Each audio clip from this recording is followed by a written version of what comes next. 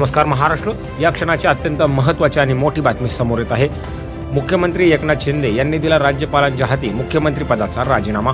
महाराष्ट्रात सध्या सत्ता स्थापनेच्या घडामोडींना वेग आला आहे। महाराष्ट्रातील विधानसभा निवडणुकांचे निकाल जाहीर झाल्यानंतर 2 दिवस उलटले आहेत। राज्यात महायुतीला स्पष्ट बहुमत मिळालं असल्याने ते लवकरच सत्ता स्थापनेचा दावा करणार आहेत। त्यातच आता सध्याचे मुख्यमंत्री एकनाथ शिंदे यांनी राजीनामा दिला आहे।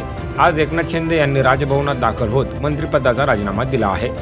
आस्थापनेच्या हालचालींना वेग आल्याने यंदाच्या विधानसभा निवडणुकीत महायुतीने 230 जागांवर विजय मिळवला आहे। यात भाजप 132 जागा, शिवसेना शिंदे गट 57 आणि राष्ट्रवादी अजित पवार गटाला 41 जागा मिळाल्या आहेत, तर महाविकास आघाडीला फक्त 46 जागांवर समाधान मानावे लागले आहे।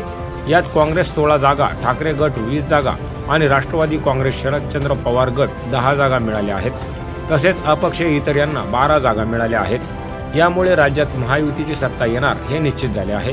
सध्या महायुतीच्या गोटात सत्ता स्थापनेच्या हालचालींना वेग आला आहे।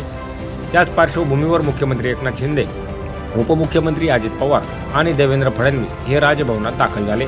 यानंतर अखेर एकनाथ शिंदे यांनी मुख्यमंत्री पदाचा राजीनामा दिला आहे। मुख्यमंत्री एकनाथ शिंदे, उपमुख्यमंत्री देवेंद्र फडणवीस आणि अजित पवार यांनी राजभवनात जाऊन राज्यपाल CP राधाकृष्णन यांची भेट घेतली। यावेळी एकनाथ शिंदे यांनी मुख्यमंत्री पदाचा राजीनामा देत असल्याचं पत्र त्यांच्याकडे सोपवलं आहे।